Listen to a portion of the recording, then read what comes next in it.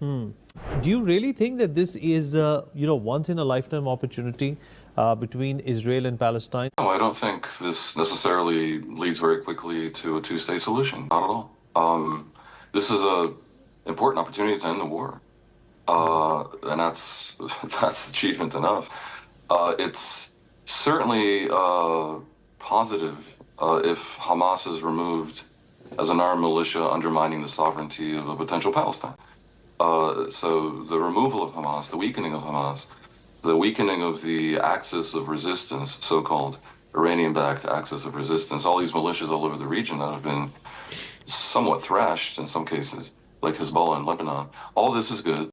But when you look at the talk of a two-state solution, the basic reality that the Palestinian minimal demand doesn't reach the maximal Israeli give, it remains.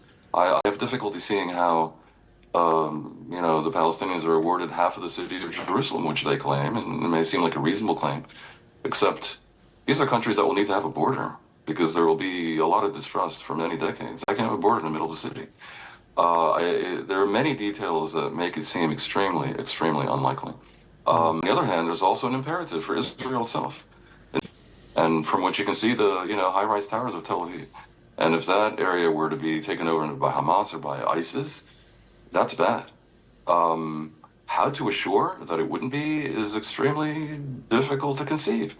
So they claim they need it for strategic defense purposes, and that claim is not ridiculous. On the other hand, the combined territory of Israel, Gaza, and the West Bank has 15 million people, equally divided between Jews and Arabs, almost exactly. And if Israel insists on keeping it, for this legitimate strategic reason that I cite, basically its smallness, well, keeping the Palestinians disenfranchised is not a long-term solution, and the day is not far away when the Palestinians will demand, with world support, that Israel annex these areas formally and give them citizenship so they can vote in Israeli elections.